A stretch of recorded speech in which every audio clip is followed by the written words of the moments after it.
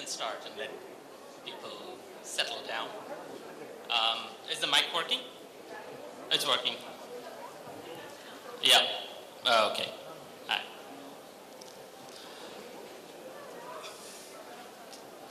Okay, I think we're going to get started, Tom.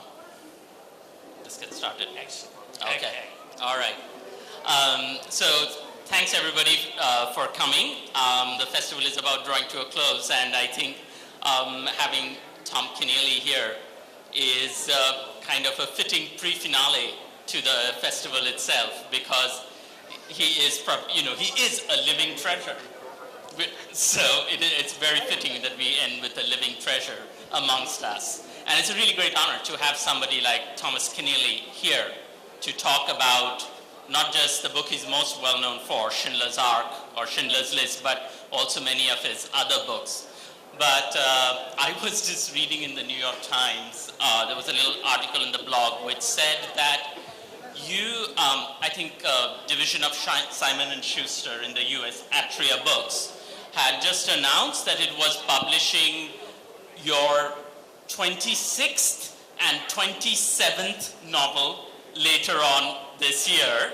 So I just wanted to make sure that, while the rest of us were lit festing and eating and drinking and spending time walking from this venue to the hotel and back and forth, you had not written your 28th and 29th already, have you? No, I was, and the mic is okay, is it, folks? Yeah. Yeah.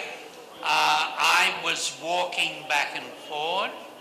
I was celebrating with you young folk, but perhaps not as energetically, and no writing at all. But was there a point when you decided that, in fact, you were going to write one book about, every 18 months or so? Yes, I think every novelist has a period, a phase of time, which is the right phase for them to write a book. For some novelists, it's 18 months. For some novelists, really good ones, with independent incomes, it's about 5 years maybe.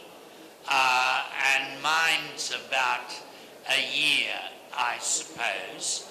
And that is partly because I'm impetuous and want to get the book finished once I've started it.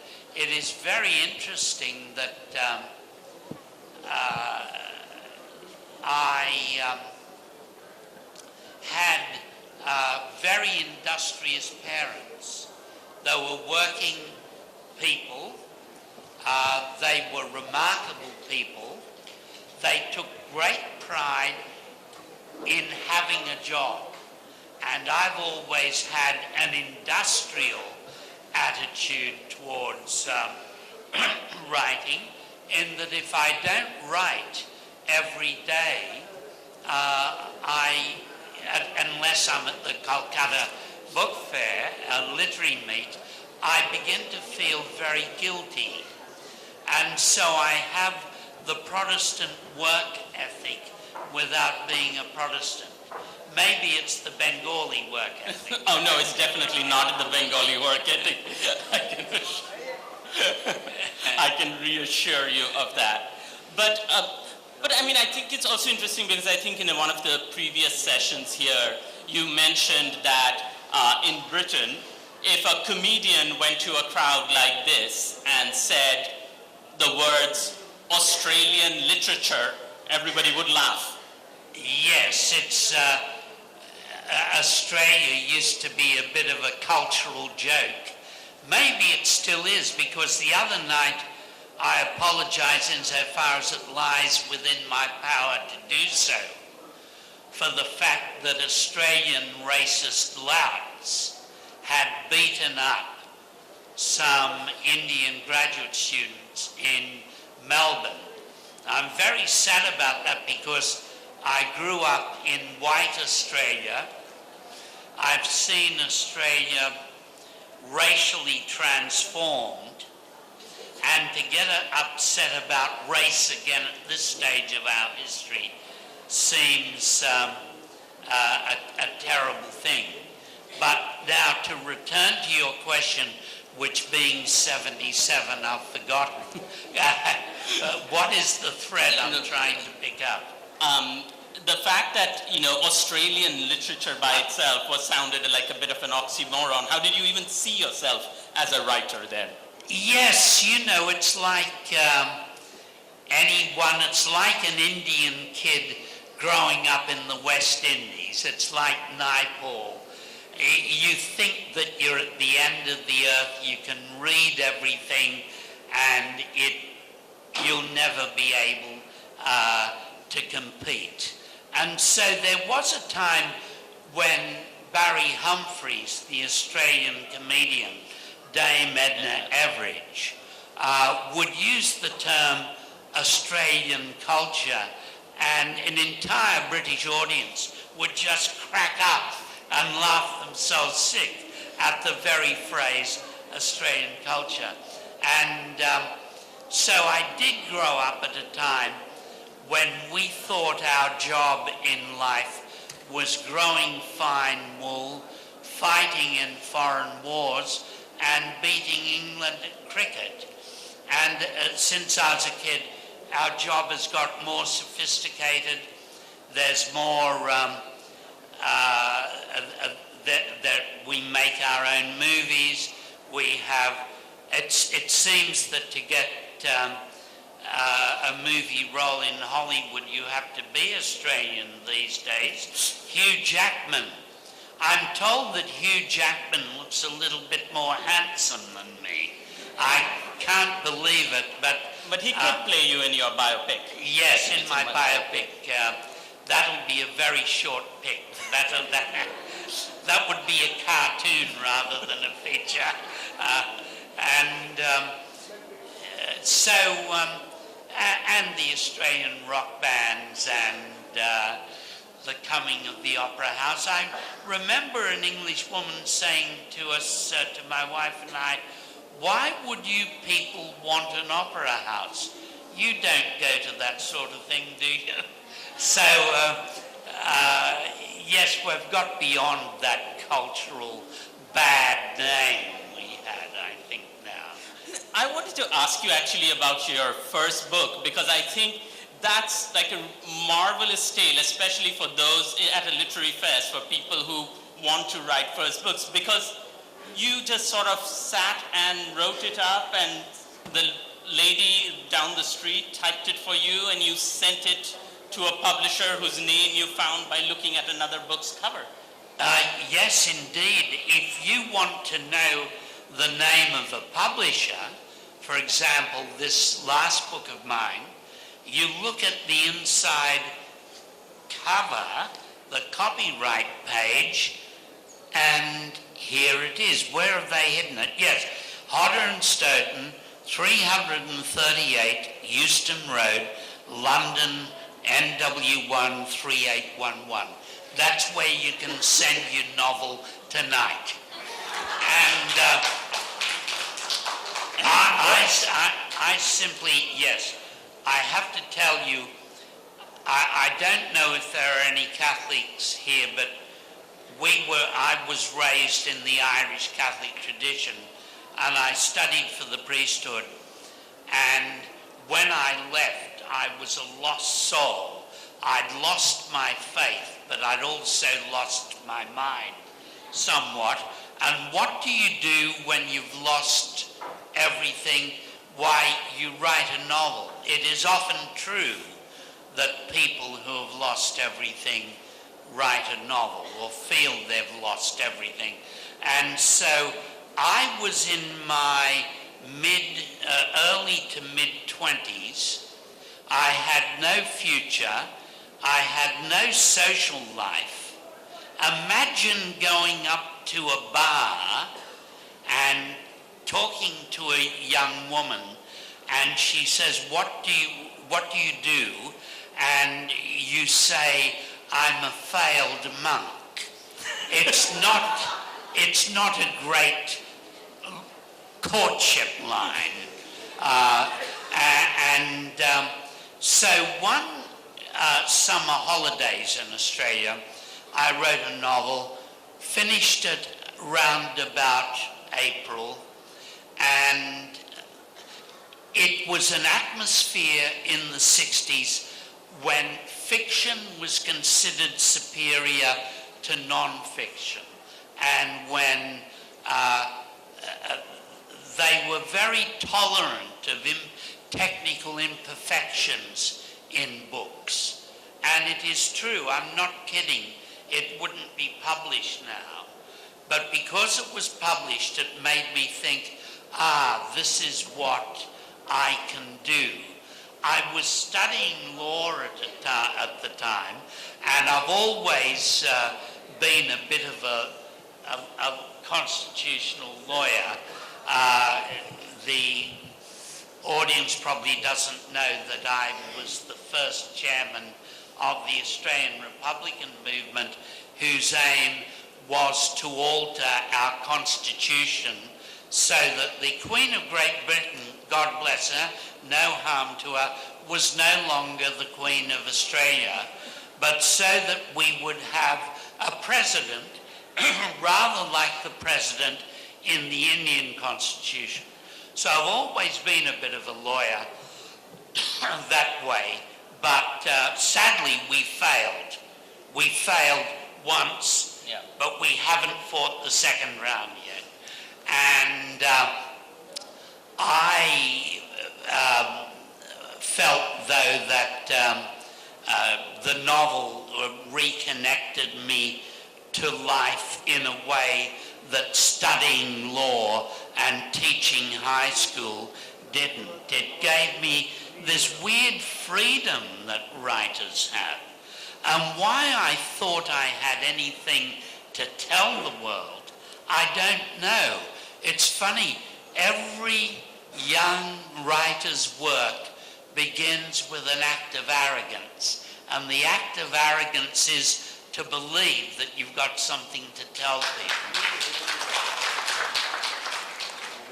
Speaking of that, one of the things you have been able to do so successfully in so many of your books is you have written from the perspective of many different kinds of people. The book Chant of Jimmy Blacksmith, in the early, one of your early big successes, was from the point of view of somebody who was half Aboriginal, half European, tribal. You've written it from the point of view of women. You've written a book that is not from the point of view, but deals with the Eritrean War of Independence, and of course famously for the survivors of Holocaust in Schindler's Ark.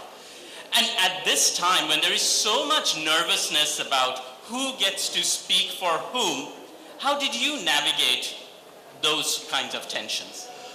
Well, when I wrote, you may know that in Australia, before the Europeans settled it as a penal colony to begin with, there was the most ancient culture on earth, the Aboriginal culture. And I wrote a novel from the point of view of someone who was culturally an Aboriginal. And that was an act of recklessness, and perhaps I shouldn't have done it. The novel concerned an event in 1900 when an Aboriginal, having been treated, having done everything the Europeans asked of him, went on a killing rampage in New South Wales, the state I live in, and killed a number of whites on the premise that all whites were responsible for his situation. And of course, as so often happens, he found a man whom he couldn't kill. And when that happened, his raison d'etre, his reason for being on the rampage ended, came to a close. And Schindler's Ark. Oh yes, but I was writing about a Gentile who was good at everything I'm bad at. He was a great drinker, he was a grand seducer, and he was good at business. And he also had a gift and instinct for being a savior. I was fascinated by his character, by the concept that there could come a time in the world's history where morality was so upside down that the only person who could save you was an upside down man, a man who didn't have conventional morality. And I'm writing from the point of view of a European there, and I'm an inheritor, even though we're as far south as you can go. After us, there's the New Zealanders, and then there's the penguins. Even though we're way out there in Australia, we are inheritors of the European tradition, including anti-Semitism, and including suspicions of Asia. You know, for a great part of Australian history, huge suspicion and fear of Asia, and not so much India, interestingly. We were too busy being terrified of the Chinese and the Japanese. But,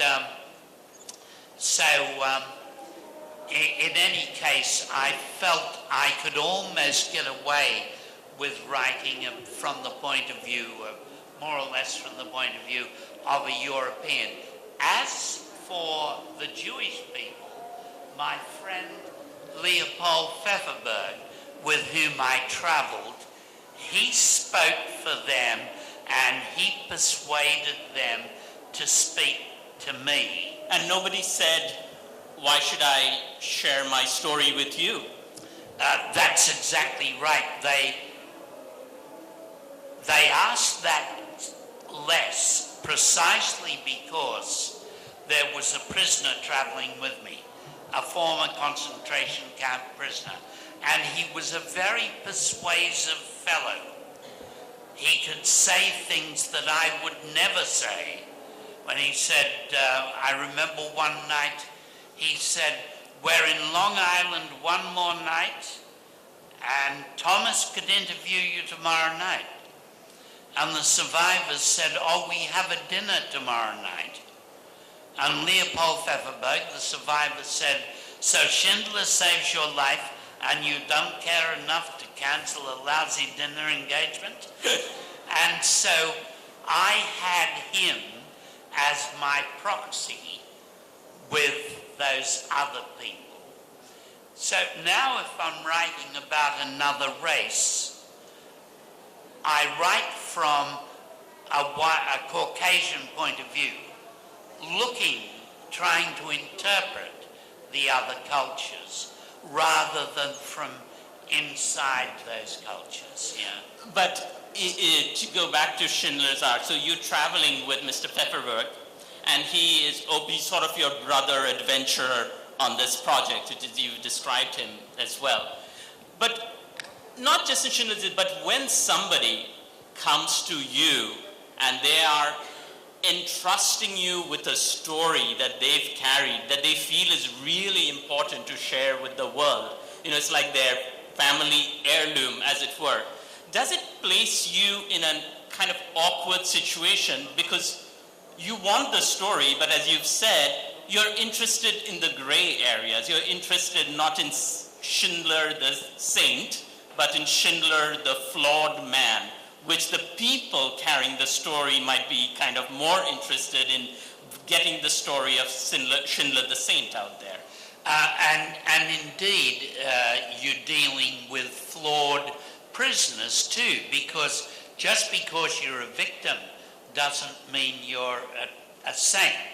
Right. That's a concept we find it hard to get around.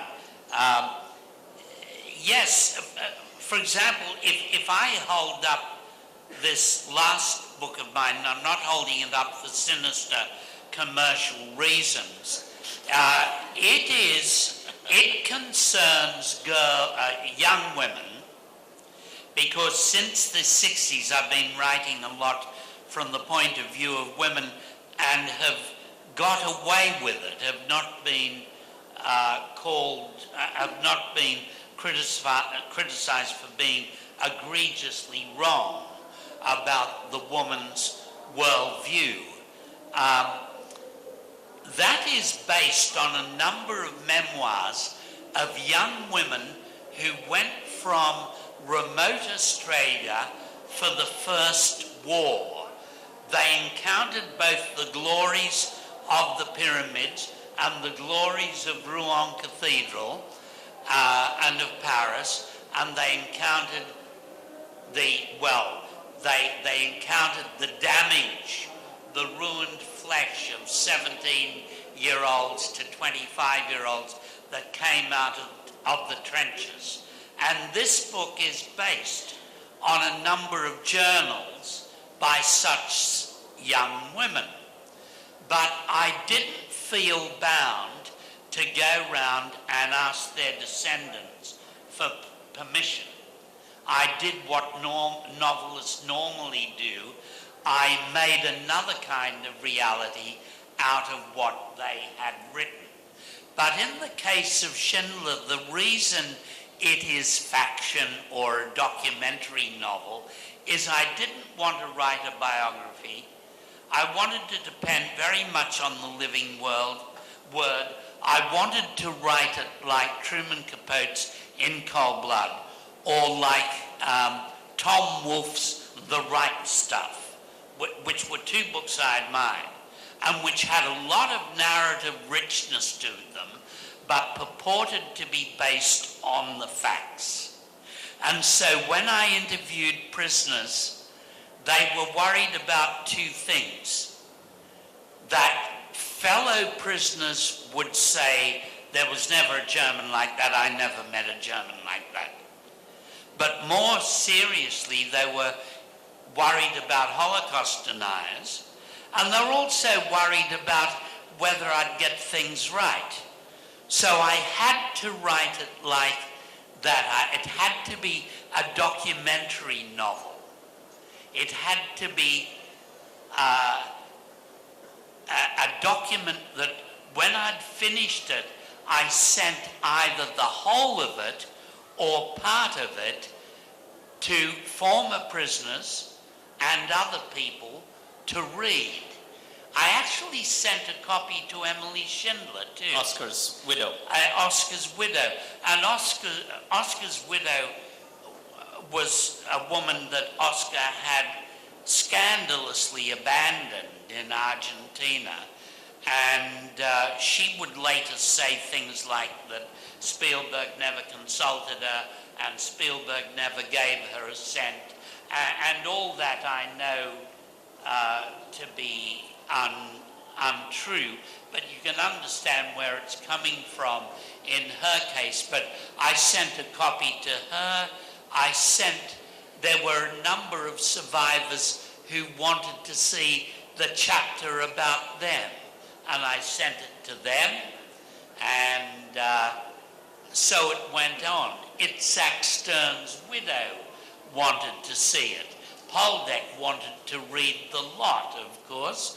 But would you have let any of them have any veto power over anything? Certainly over the facts. Certainly over the names of prisons, the names of people, what happened to people. For example, a young man, human dignity is a strange thing. There was a young man in Schindler's second factory who told me that Emily Schindler, and this is another problem with the film, that it doesn't adequately recognize the heroism of Emily. But this young man broke his glasses, and Emily said to him, he was just a slave factory worker, and she said to him, next time I go up to Krakow in Poland, what's the name of your optometrist? I'll get some more glasses made up for you. And he said that that act of being offered glasses, such a humane thing, was one of the most dignity-affirming experiences he had in his life.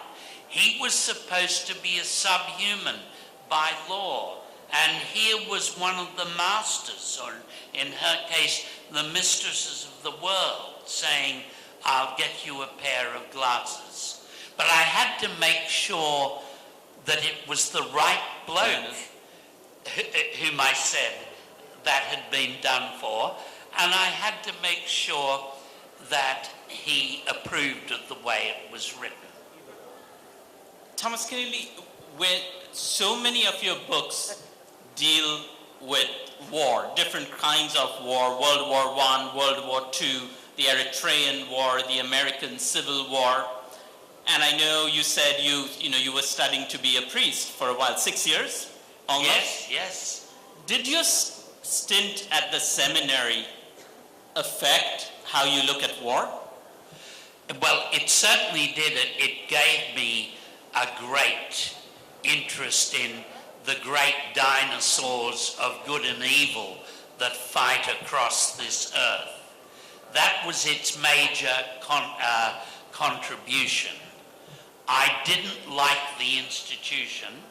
I found it totalitarian, and that there were many scandals being covered up, such as the scandals of abused children and so on. So I didn't like that side of it. But what most influenced me against saying, well, I'm an Australian, I'm not part of the world, these things over there are not any of my business. What influenced me against thinking like that was that my father was a soldier in World War II in North Africa. So I was only 1 degree of separation from the Third Reich, actually. And so I was always fascinated by this. I was also fascinated by, so I was a child of the war. And just as India was to be invaded by the Japanese, so we believed we were to be invaded by the Japanese. And just as the Bay of Bengal was heavily bombed by the Japanese, parts of Australia were bombed by the Japanese. So I have to confess the war made a big impression on me. But the other thing that I wonder about in the case, for example, writing about Schindler, sometimes I write about war because I'm mentally ill or because I'm, above all I write about it because it's hard to believe in. I've only seen one real war, and that was the war between Eritrea and Ethiopia in the Ethiopian highlands and lowlands, about which I wrote a book called To Asmara, and it is a novel. But war as a phenomenon fascinates me. The extent to which young men want to be validated by the experience, but the extent to which it can destroy them both physically and morally and mentally is something that has always fascinated me. But not all my books are about war. I wrote a book, for example, a novel called Woman of the Inner Sea, which is about a woman whose children have been murdered, who goes into inner Australia and tries to change herself even at a molecular level into another kind of woman. I've written a book about my grandparents settling, having come from Ireland, settling in a country town that had Aboriginal tribes in it. But it is true that I am fascinated by war on a number of levels. One is the question of how I would have behaved if I'd been an indoctrinated 19-year-old SS man. I was an indoctrinated 19-year-old Catholic. What would have happened if I'd been an indoctrinated 19-year-old SS man? How would I have behaved? What would I have done if I was a high school age Ethiopian conscript in Mengistu's army in Eritrea? And I was told by my officer that these people over there, see that pregnant woman, she is carrying your enemy. Bayonet her and make sure you get the baby. Would I have behaved well, particularly if I was under pain of death? And that's something I've never found out and will never stop wondering about. So it's really interesting that you bring that up as to, the question about like how would you have dealt with it? Because sometimes I also wondered whether dealing with war and sort of the epic canvas that provides also allows a writer to kind of avoid the personal. Oh, absolutely. Men my age like to write about big events because they're too scared to write about love on an intimate level and family and so on. They try to hide themselves between, not all of them, but behind many of them, behind great historic events. That's why women are so good at creating a world out of the familial. I've forgotten the name of it, but Barbara Kingsolver has a new novel out. She's an American writer, and she's a great writer, and she's writing about being a young wife in a farming family when your in-laws own the land, and a breed of butterflies that belongs in Mexico, orange-winged, that park on trees, that settle on trees in millions, and make a forest look as if it's aflame. So she's writing about the fact that these have turned up in her backyard when they should be in Mexico. So she's writing both about the fact that her husband is overweight and has control of the television clicker, the channel changer, and clicks continuously. And she's also writing about global change, so global warming. So I'm not as good at writing about that intimate stuff. I'm toying with the idea of doing it. Well, you've written your new book, which is about war, but from the point of view of young women going to war. So I thought maybe you could read a little bit for it to give our audience a taste. Yes, it's these young women go to from very remote places in Australia that have had a European existence or a municipal existence of about 70 years. And they encounter both the glories of Europe and they encounter the horrors. And the glories and the horrors are so close together. When I went to Eritrea a number of times, the wounds that I saw, the worst one was the wound to the face, particularly where the face had been removed. We mightn't be content with our face, but if we lose it, we lose who we are And this is about nurses serving the wound of a man who has lost his face. I'll find where it begins.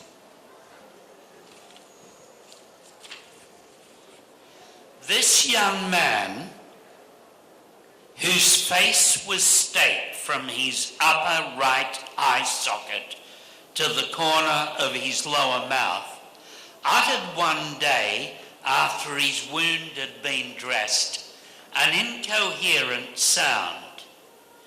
Aha is nor. He repeated it quite politely, but insistently.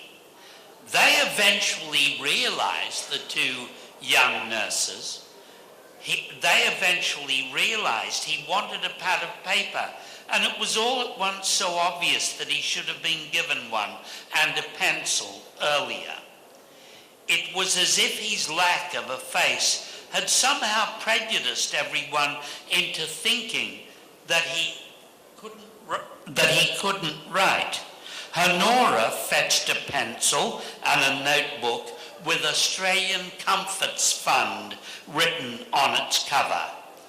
The soldier held up a hand, long-fingered, and had it do a form of salam in thanks. There was humour in his one remaining eye, now left uncovered by the dressings, and so he set to writing a letter. The energy and fluency with which he wrote was astounding to Sally. When he was finished, he tore out the pages he had written on and coughed. This was one form of expression thoroughly remaining to him. He folded the letter in four to fit the flimsy envelope they gave him, and he handed it over for postage. He then wrote on a full, unfolded page, "Nurses, could you kindly send this missive to," and there was an address, Mrs. G.D. Constable, Congungula, via Narromine, New South Wales, which is a state of Australia. They said of course they'd send the letter, and he nodded and began writing again. And now he writes something that shows something that we humans do in a crisis. Often when a situation is intolerable to us, we concentrate on something minor instead of the entire catastrophe. And this is what this young man does now. He writes, "Sorry to hold you young women up, but I heard people say I am the first Australian wounded in France. It is an annoying thing to hear. If you can find the means to do so, could you contradict this silliness at every turn? It is one of the things I cannot stand. To begin with, there were Australians in London in 1914 who enlisted in the British Army. Their cases have been written up in the Sydney Morning Herald.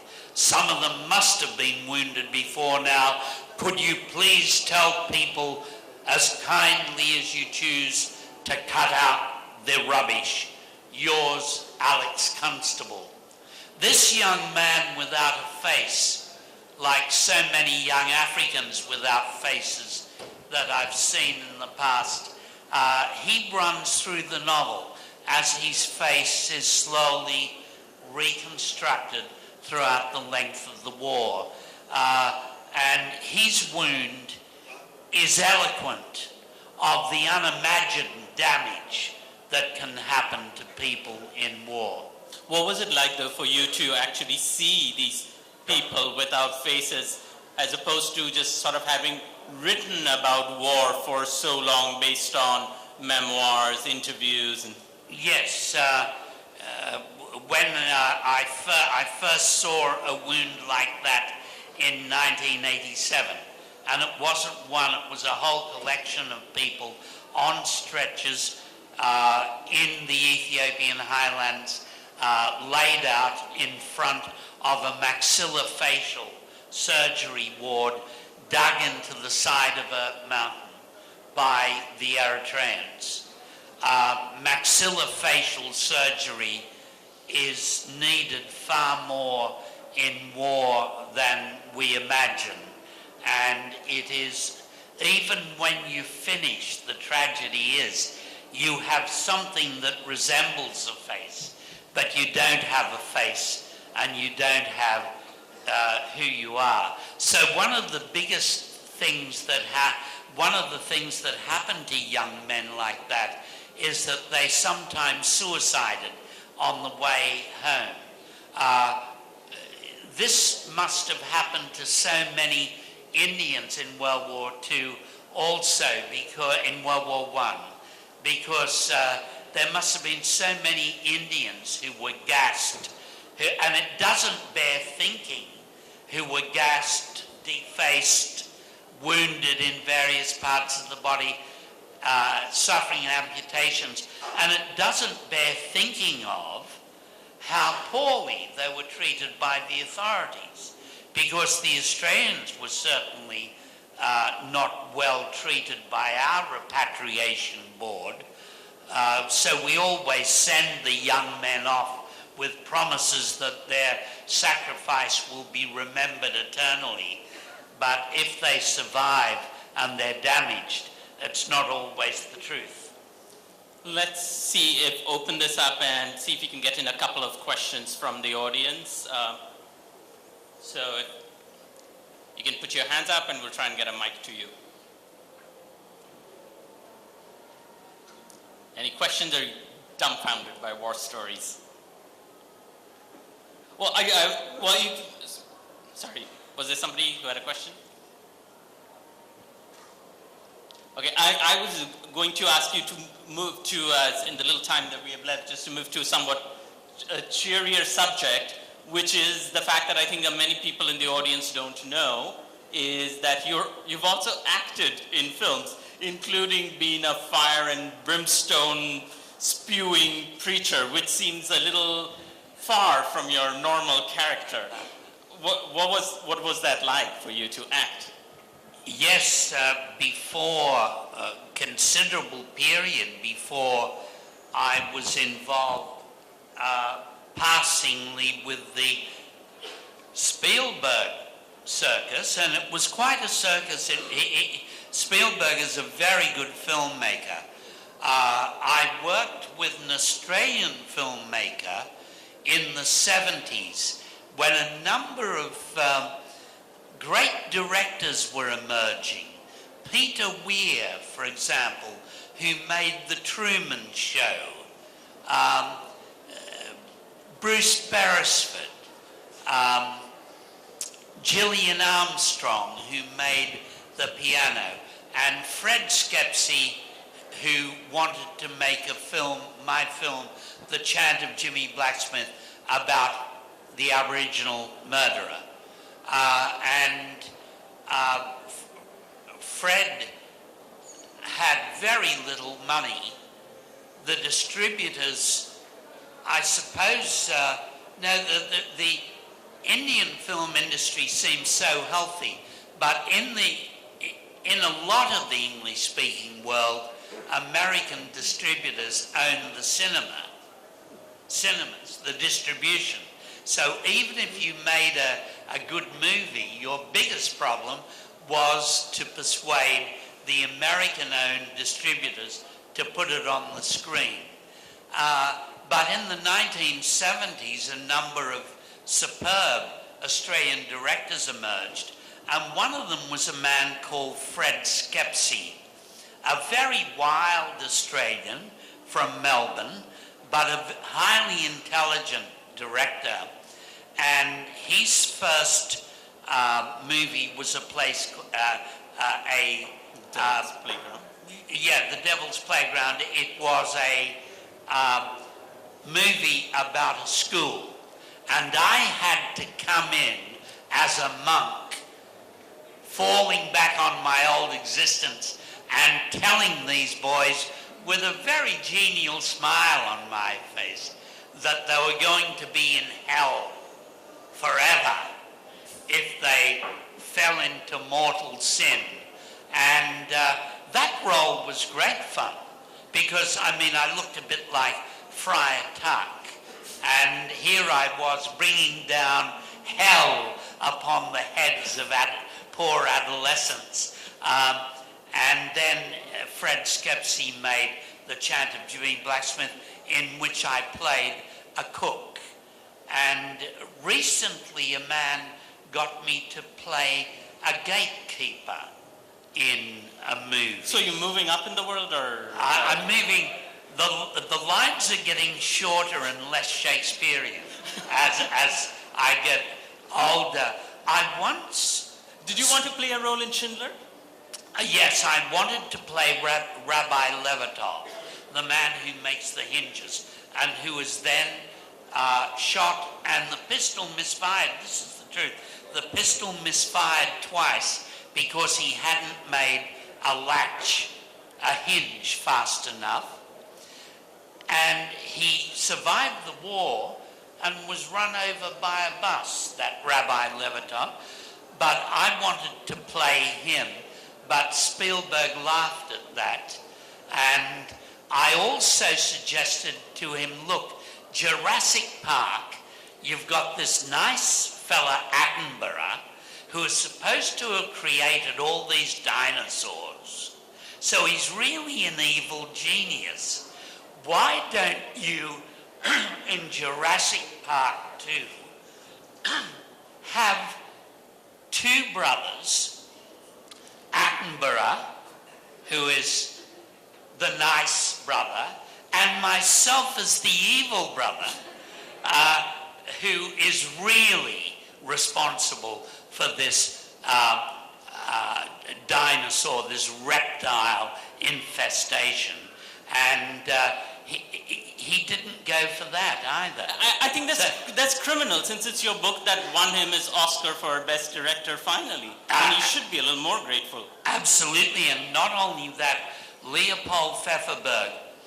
Spielberg made a very good film, pretty good film called The Color Purple, and he made a very good film, I thought, the one about, based on the Ballard novel, or the Ballard memoir of being a child in POW camp.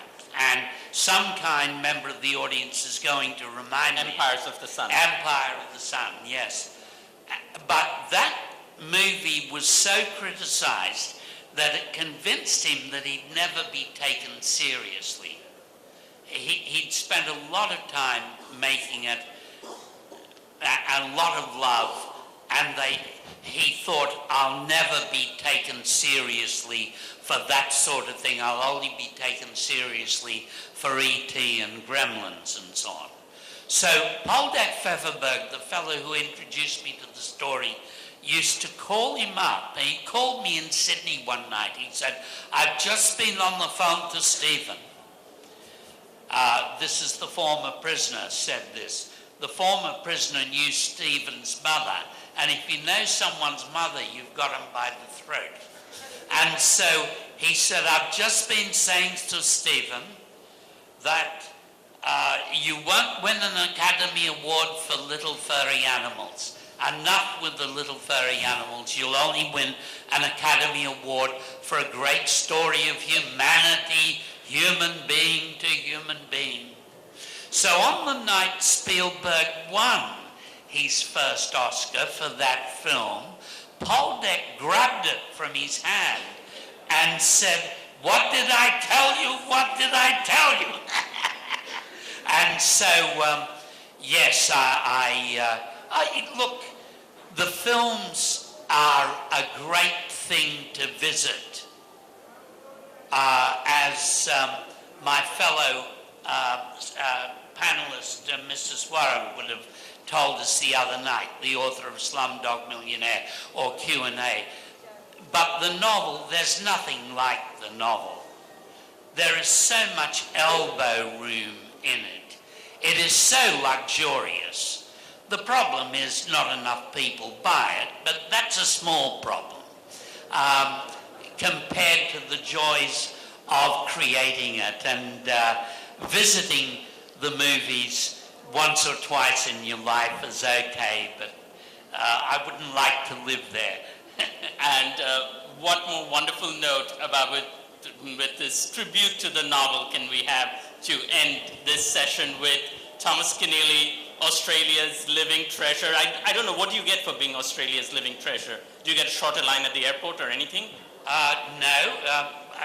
If you're a living treasure, people presume that your underwear is in pristine order.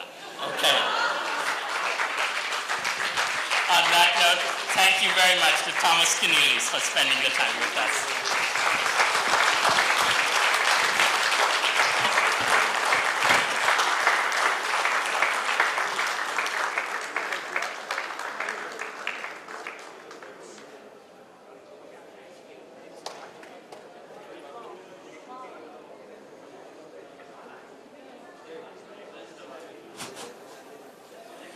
Ladies and gentlemen, just a short break after that wonderful session before we begin our final session of Kolkata Literary Meet 2013.